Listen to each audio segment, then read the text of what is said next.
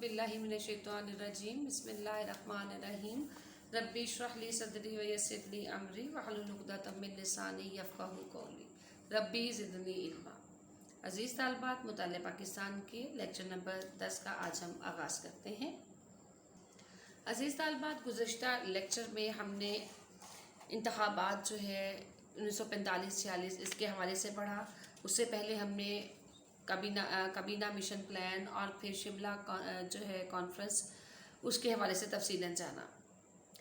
हमने देखा कि किस तरह से काबीना मिशन प्लान जो है वो नाकामी से दो चार हुआ और शिमला कॉन्फ्रेंस में भी मुसलमानों का और मुस्लिम लीग के हामी जो थे उन्होंने इसको रिजेक्ट कर दिया, क्योंकि इसमें पाकिस्तान बनाने के हवाले से क्लियर कट बात जो है उसमें मौजूद नहीं थी। अब तक इस चैप्टर के तकरीबन 9 लेक्चर्स हो चुके हैं। आज इसका 10वां लेक्चर है और मैंने हद मुमकिन कोशिश ये की है कि तारीख के इन वाक़यात को एक तसलसल के साथ और एक कहानी की सूरत में आपको ज़हन नशीन करा दिए जाएं।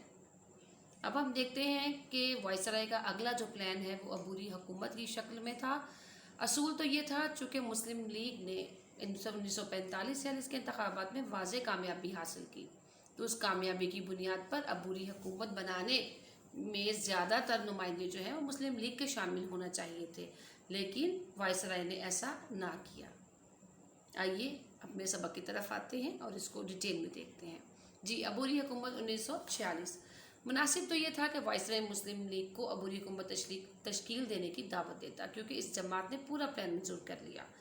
प्लान में दर्ज था कि एक बड़ी जमात आमादा हो गई तो मुकम्मल प्लान नाफिज कर दिया जाएगा, लेकिन ऐसा ना किया गया। वायसराय ने इंडियन नेशनल कांग्रेस और ऑल इंडिया मुस्लिम लीग दोनों को हुकूमत साजी की दावत दी। पंडित नेहरू को वज़ीर आज़म का ओहदा सौंप दिया गया। प्लान के मुताबिक कांग्रेस और मुस्लिम लीग ने बिलतरतीब 6 और 5 वज़रा जो हैं वो नामजद किए। कांग्रेस ने फौरी तौर पर काबीना बनाना शुरू कर दी और पंडित नेहरू ने मुस्लिम लीग को 5 अरकान नामजद करने की दावत दी। अजीज तलबात, मुस्लिम लीग हुकूमत की बदहदी से मायूस और नाराज थी और वायसराय ने भी मुस्लिम लीग को अबूरी हुकूमत में शामिल होने के लिए कहा, लेकिन मुस्लिम लीग ने अपनी नाराजगी का इजहार किया। बात आगे नहीं बढ़ी। मुस्लिम लीग कौंसिल के इजलास में सोचा गया कि 1937 और 39 की कांग्रेसी वजारतों का दौर का रिप्ले कहीं ना हो जाए और ऐसा ना हो कि हिंदू दोबारा मुसलमानों पर जुल्म व ज़्यादतियाँ करने लगे। मज़ीद उन्हें यह भी नज़र आ रहा था कि अंग्रेज़ अगर हिंदुस्तान छोड़ने वाले थे, ऐसे हालात में अगर कांग्रेस की हुकूमत की इजादारी होती है तो मुसलमानों के लिए बहुत से मसाइल खड़े हो जाएंगे। हुकूमती ज़्यादतियों के बावजूद ये तय पाया कि वायसराय की दावत को कबूल किया जाए और अबूरी हुकूमत में मुस्लिम लीग के 5 वज़रा को भेज दिया जाए। कायद-ए-आज़म ने रास-इक़दाम का जो फैसला था उसको भी वापस ले लिया और मुस्लिम लीग ने अबूरी हुकूमत में शरीक होकर अपने 5 जो हैं अरकान उसके लिए नामजद किए। इनमें लियाकत अली खान, अब्दुल रब नश्तर, आई चंद्रगर, राजा गजनफर अली और जोगिंदर नाथ मंडल शामिल थे। अजीज सालबा, जोगिंदर नाथ मंडल का ताल्लुक, जैसे इनके नाम से वाज़ेह है, हिंदुओं की अछूत बरादरी से था। मुस्लिम लीग ने इनको नामजद करके ये साबित कर दिया कि मुस्लिम लीग जो है वो अक़लियतों के हकूक़ के मुहाफ़िज़ होने का भी किरदार अदा कर रही है। और उधर से कांग्रेस ने अय्यारी और मक्कारी का जो है वो सहारा लेते हुए एक मुसलमान अबुल कलाम आज़ाद को काबीना में शामिल करके ये वाज़ेह किया कि कांग्रेस ही मुसलमानों की या तमाम जितनी भी अक़वाम बरसग़ीर पाक व हिंद में मौजूद है उनकी वाहिद नुमाइंदा जमात है। ये था अबूरी हुकूमत का तश्कील पाना। अब हम देखते हैं 3 जून 1947 का आखिर मंसूबा क्या था।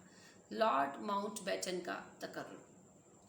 जैसा कि हमें पता है कि लॉर्ड वेवल बतौर वायसराय ना तो वो वेवल प्लान को कामयाब बना सका और ना ही काबीना मिशन प्लान कामयाबी से हमकनार हुआ।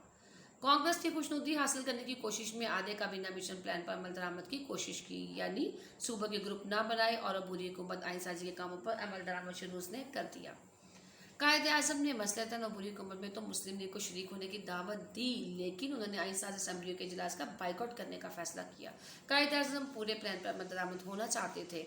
इस तरह आइनसाजी का अमल जारी ना हो सका और उसमें तातुल पैदा हो गया। इससे मायूस होकर हुकूमत बरतानिया ने नई राह इख्तियार करने का फैसला किया। फिर बरतानी वज़ीर आज़म ने 20 फरवरी 1947 को ऐलान किया कि बरसग़ीर से बरतानी राज 1948 में ख़त्म कर दिया जाएगा और इक़्तिदार की मुंतकली के आखिरी मरहले पर अमल दरामद के लिए बरतानी हुकूमत ने लॉर्ड वेवल की जगह लॉर्ड माउंटबेटन को वायसराय बनाकर भेजा। एक अहम बात यहाँ पे मैं आपको बताती चलूँ कि वायसराय जो है वो इस्तक़लाल इक़्तिदार के लिए बरसग़ीर पाक व हिंद में بھیجا گیا تھا، لیکن اس میں پس پشت جو ہے برٹش حکومت کا ایک یہ بھی ٹاسک تھا کہ انگریزوں کی پلاننگ یہ تھی کہ کسی طرح جو ہے اقتدار کو طول دیا جائے اور کسی صورت بھی اختیارات جو ہیں وہ برصغیر میں بسنے والی اقوام کے سپرد نہ کیے جائیں۔ اس کوشش کو جو ہے کامیاب بنانے کے لیے لارڈ ماؤنٹ بیٹن کا تقرر جو ہے ایز اے وائسرائے برصغیر پاک و ہند میں کیا گیا۔ لارڈ ماؤنٹ بیٹن نے یہاں پہ مختلف سیاسی قائدین سے جو ہے مذاکرات کرنا شروع کر دیے۔ قائد اعظم کا موقف حقائق اور رسولوں پر مبنی تھا، وہ پاکستان سے کم کسی اور حل کو قبول کرنے کو تیار ہی نہ تھے۔ 1945 کے انتخابات نے ان کے نقطہ نظر کو بالکل واضح کر دیا۔ وائسرائے کو یقین ہو گیا کہ وہ کسی صورت تخلیق کے پاکستان کو نہ روک سکے گا اور متحدہ ہندوستان کا خواب بھی پورا نہ ہو سکے گا۔ اس لیے ماؤنٹ بیٹن نے کانگریسی لیڈروں کو تقسیم پر آمادہ کیا اور اندرون خانہ انہیں یہ بتایا کہ ایسا کمزور و کٹا پٹا پاکستان بنا دیں گے جو زیادہ عرصہ چل نہیں پائے گا، اور آنے والے دنوں میں اس نے اپنا وعدہ پورا کر دکھایا۔ لیکن اللہ تعالیٰ کے فضل و کرم سے پاکستان بنا اور قائم بھی رہا، اور پاکستان کو ختم کرنے کے ناپاک کانگریسی عزائم جو ہیں وہ ناکام ہو کر رہ گئے۔ ماؤنٹ بیٹن نے برصغیر کو آزادی دینے کا جو منصوبہ تیار کیا، دونوں بڑی جماعتوں سے مثبت رویوں کی یقین دہانی لے کر منصوبے کو برطانوی حکومت سے منظور کرایا۔ آئیے ہم دیکھتے ہیں 3 جون 1947 کے منصوبے کے اہم نکات یا پہلو کیا کیا تھے۔ اس میں سب سے پہلے جو ہے صوبوں کی تقسیم کی گئی۔ ہم دیکھتے ہیں کس طرح سے کون کون سے علاقے جو ہیں وہ غیر مسلم اقلیتی صوبے کہلائے۔ آسام، یو پی، سی پی، مدراس، بمبئی، بہار اور اڑیسہ جیسے صوبے مسلمانوں کی جہاں تعداد غیر مسلموں کے مقابلے میں کم تھی ہندوستان میں شامل کیے گئے۔ صوبہ پنجاب کو 2 حصوں میں تقسیم کیا گیا اور مسلم اقلیتی علاقوں کو پاکستان اور غیر مسلم اقلیتی علاقوں کو ہندوستان میں شامل ہونا تھا۔ مسلم اقلیتی علاقوں کا تعین کرنے کے لیے کمیشن بنانے کا بھی اعلان کر دیا گیا۔ صوبہ بنگال کے مستقبل کا فیصلہ بھی پنجاب کے انداز میں کیا گیا۔ مسلم اقلیتی علاقے مشرقی بنگال اور مسلم اقلیتی علاقے مغربی بنگال نامی صوبے میں شامل ہونا تھے۔ مشرقی بنگال کو پاکستان میں شامل کیا گیا۔ صوبہ سندھ کے ممبران اسمبلی کو یہ حق دیا گیا کہ وہ پاکستانی ہندوستان میں سے جس کے ساتھ بھی الحاق کرنا چاہیں وہ کر سکتے ہیں۔ بلوچستان کو بھی مکمل صوبے کا درجہ ہی نہیں دیا گیا تھا اور یہ طے پایا کہ وہاں کا جو جرگہ ہے وہ خود فیصلہ کرے گا کہ وہ کس صوبے کے ساتھ یا کس ملک کے ساتھ الحاق چاہتے ہیں۔ سلہٹ، آسام کا ضلع سلہٹ مسلم اکثریتی صوبہ تھا، یعنی سلہٹ جو اب جو ہے خیبر پختونخوا ہے۔ جی، اس میں جو ہے مسلم اکثریتی یہ علاقہ تھا اور وہاں کے عوام جو ہے مسلم لیگ کا بھرپور ساتھ دیتے تھے۔ جون 1947 کے منصوبے میں یہ طے پایا کہ ایک ریفرینڈم کے ذریعے عوام کو یہ موقع دیا جائے گا کہ ہندوستان یا پاکستان میں سے کسی ایک کے ساتھ ملنے کا فیصلہ خود کر لے۔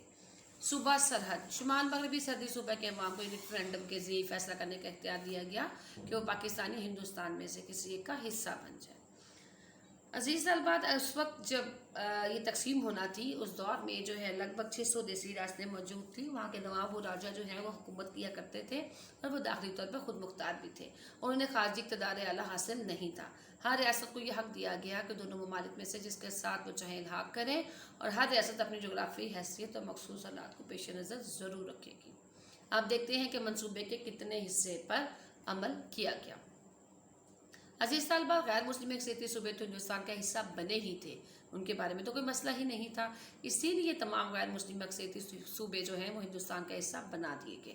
سلہٹ میں ریفرینڈم ہوا تو اس میں عوام کی بہت بڑی اکثریت نے پاکستان کے حق میں فیصلہ کیا، تو اس کو بھی پاکستان میں ضلع کو شامل کر دیا گیا۔ سندھ کی اسمبلی کے ارکان نے بڑی اکثریت کے ساتھ پاکستان میں شرکت کے حق میں ووٹ دیا۔ بلوچستان کے شاہی جرگاہ میں اور کوئٹہ میونسپلٹی کے ارکان نے پاکستان کے حق میں ووٹ دیے، اس طرح بلوچستان بھی پاکستان کا حصہ بنا دیا گیا۔ صوبہ خیبر پختونخوا میں عوام سے براہ راست ریفرینڈم کے ذریعے رائے مانگی گئی، انہوں نے پاکستان کے حق میں رائے دے دی، یہ صوبہ پاکستان کا حصہ بنا۔ پنجاب اور بنگال دونوں صوبوں کو تقسیم کرنے کا فیصلہ ہونا تھا۔ اس مقصد کے لیے سر ریڈکلف ایک انگریز وکیل کو انہوں نے ثالث مقرر کی، یعنی جج یا منصف کے طور پر ان کو بلایا گیا۔ اس کی مدد کے لیے مسلم لیگ اور کانگریس نے 2 افراد کو نامزد کر دیا گیا، لیکن یہاں پر اس نے جو ہے مکاری اور بددیانتی سے کام لیتے ہوئے کانگریسی رہنماؤں کے اشارے پر فیصلے کیے اور بہت سے مسلم اکثریتی علاقوں کو جو ہے وہ بھارت میں شامل کر دیا۔ ریاستوں میں سب سے بڑی تعداد نے از خود دونوں میں سے کسی ایک ملک سے الحاق کر لیا۔ ریاست جموں کشمیر، ریاست حیدرآباد دکن، ریاست جوناگڑھ منگرول اور ریاست مناوا در کا فیصلہ نہ ہو سکا۔ انڈیا نے بعد میں اپنی فوجیں وہاں بھیج کر ان ریاستوں پر قبضہ کر لیا اور ریاست جموں کشمیر کے علاوہ باقی ریاستوں میں مسلمان اقلیت میں تھے، یعنی تعداد میں کم تھے، اس لیے پاکستان نے صرف مسلم اکثریتی ریاست جو ہے جموں کشمیر کے حوالے سے عوامی حقوق کا وہاں پہ سوال اٹھایا۔ عزیز طالبات، پاکستان کا ہمیشہ سے یہ موقف رہا ہے کہ ہر ریاست کے عوام کے حق خود ارادیت کا احترام کیا جائے اور ان کی مرضی سے ریاست کے مستقبل کا فیصلہ بھی کیا جائے۔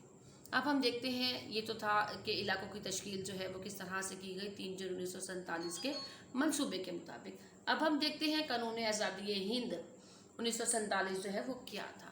حکومت برطانیہ نے 18 جولائی کو برصغیر کو 2 مملکت میں تقسیم کرنے کے لیے قانون آزادی ہند منظور کیا۔ یہ قانون 3 جون 1947 کے منصوبے کو پیش نظر رکھتے ہوئے تیار کیا گیا اور انہوں نے اعلان کیا کہ جون 1948 تک برصغیر کو آزادی دے دی جائے گی، اور لیکن اجلت میں فیصلے کیے گئے۔ 3 جون 1947 کا منصوبہ تیار ہوا، فوری طور پر قانون تشکیل پایا، جس کی روح سے پاکستان اور ہندوستان 2 ممالک دنیا کے نقشے پر ابھرے۔ 14 اگست 1947 کو پاکستان اور 15 اگست 1947 کو ہندوستان ایک آزاد مملکت اور ریاست کی شکل میں دنیا کے نقشے پر ابھر آیا، اور اللہ تعالیٰ کے فضل و کرم اور قائد اعظم جیسے مخلص اور بے لوث رہنما کی کوششوں سے علامہ اقبال کا خواب شرمندہ تعبیر ہوا، اور پاکستان بے شمار مخالفتوں کے باوجود 14 اگست 1947 کو دنیا کے نقشے پر ابھرا۔ یہ تو تھی وہ جدوجہد جو برصغیر پاک و ہند کے مسلمانوں نے، اگر ہم دیکھیں اس پورے چیپٹر میں، تو 1857 کی جنگ آزادی سے آنورڈ 1947 تک، یعنی پاکستان بننے تک کی جدوجہد کا یہ پورا حال احوال جو ہے ایک کہانیوں کی صورت میں نے آپ کی خدمت میں پیش کر دیا، اور میں امید رکھتی ہوں کہ یہ تمام تسلسل جو ہے وہ آپ کو بہت اچھے انداز میں سمجھ بھی آ گیا ہوگا۔ انشاءاللہ اگلے لیکچر میں ہم اپنا چیپٹر نمبر 2 کا جو ہے آغاز کریں گے۔ ملتے ہیں اگلے لیکچر میں۔ السلام علیکم ورحمۃ اللہ وبرکاتہ۔